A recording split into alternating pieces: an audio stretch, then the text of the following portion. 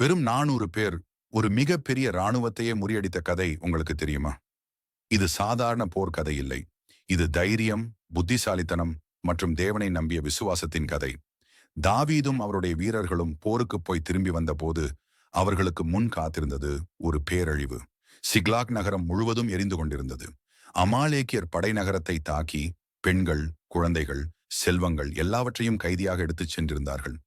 தாவீதும் அவருடைய வீரர்களும் இதை பார்த்ததும் தாங்க முடியாமல் அழுதார்கள். அவர்களின் மனம் முறிந்தது. அந்த நேரத்தில் வீரர்கள் கோபத்தில் தாவீதையே குற்றம் சொல்ல ஆரம்பித்தார்கள். சிலர் அவரை கல்லால் கொல்லக்கூட நினைத்தார்கள். ஆனால் அந்த மிக கடினமான தருணத்தில் தாவீது ஒரு பெரிய முடிவை எடுத்தார். அவர் மனிதர்களிடம் உதவி தேடவில்லை, தேவனை நாடினார். அவர் தேவனிடம் கேட்டார், நான் எதிரிகளை துரத்தலாமா?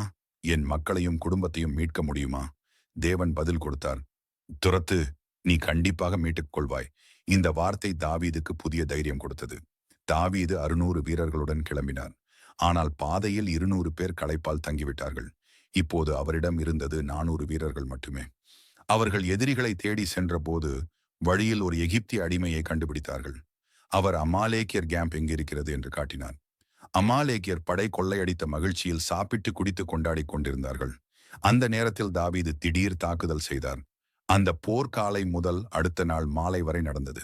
இறுதியில் அமாலேக்கியர் படை முற்றிலும் தோற்கடிக்கப்பட்டது.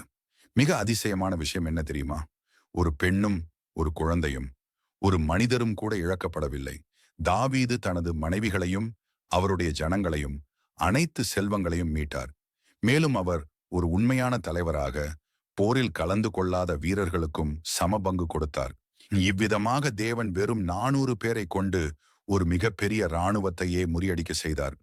இந்த கதை நமக்கு சொல்லும் உண்மை என்னவென்றால், நாம் பலவீனமாக இருந்தாலும் தேவன் நம்முடன் இருந்தால் நம்மால் இழந்ததை விட அதிகமாக மீட்டுக் கொள்ள முடியும். தேவன் உங்களுடன் இருக்கிறார் என்று விசுவாசித்தால் ஆமேன் என்று காமெண்ட் பண்ணுங்க. மேலும் பைபிள் வீடியோகளுக்கு லைக் அண்ட் சப்ஸ்கிரைப் செய்ததற்கு நன்றி.